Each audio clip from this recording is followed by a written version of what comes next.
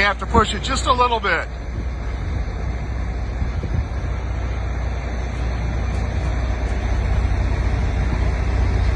Greetings from the road. This is Freighter Jim.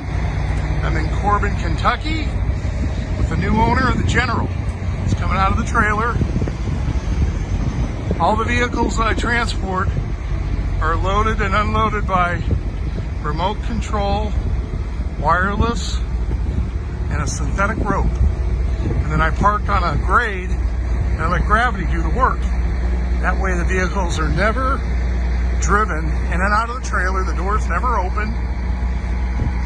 It just rolls out nicely.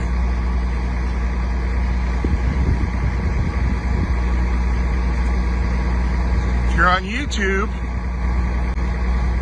this is the General, kind of a somewhat famous 1931 Model A Tudor. Beautiful car.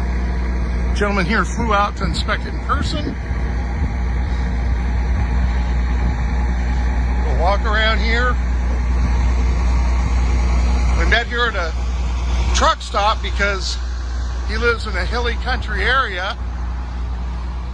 We're going to turn the fuel on and start it up.